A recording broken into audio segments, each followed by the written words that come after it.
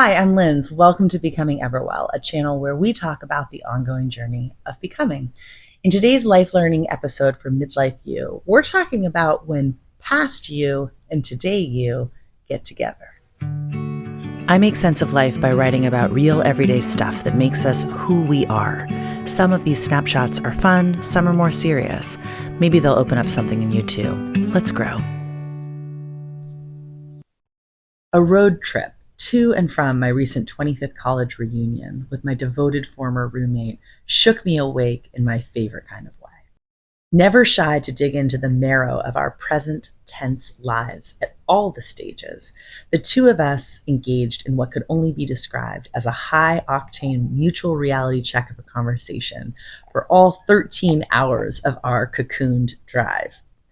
Both aware of our rare, finite window of each other's undivided attention, we maximized it by listening to and reflecting on each other's hot topics with careful inquiry, challenge, insight, and feedback.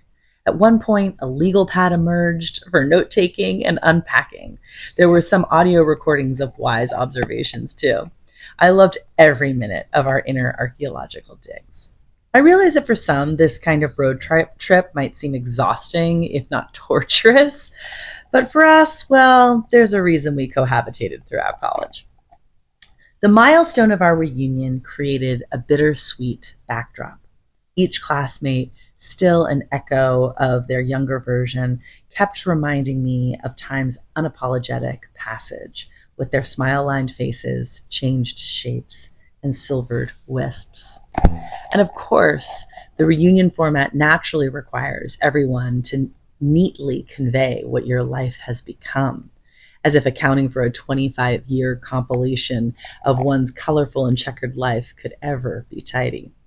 No job description or hometown or kid count illustrates the nitty-gritty of living, the creations, accomplishments, wins, risks, tragedies, disappointments, and mistakes.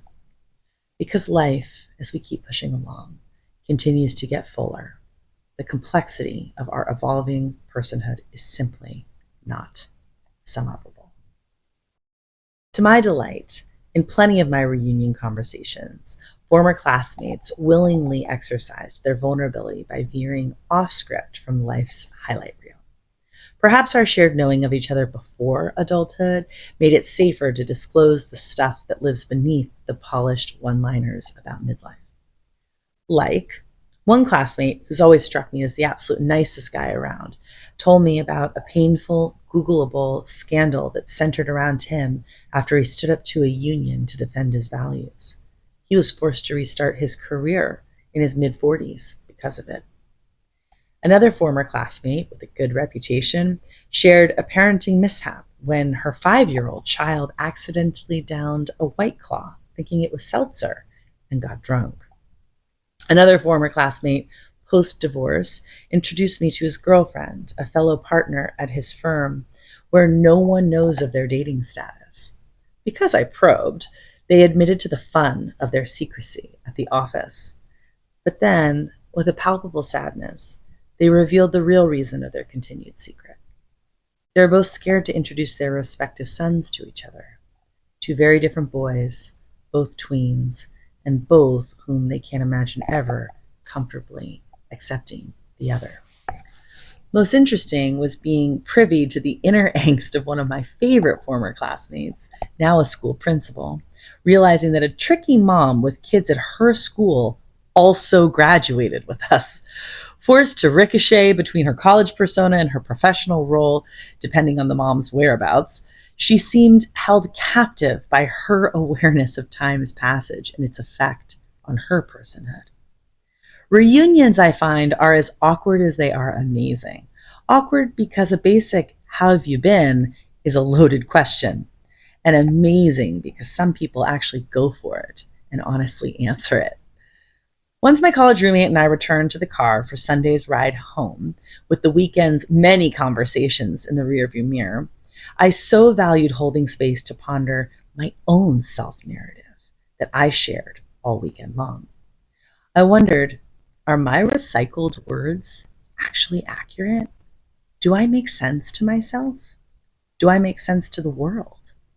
And we talked through that so I could get closer to authentically articulating who I am today.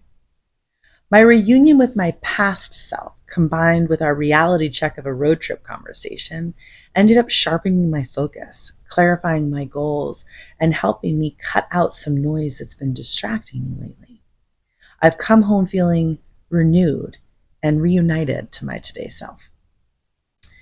Years go by, and it's easy for aspects of our growth to go unchecked.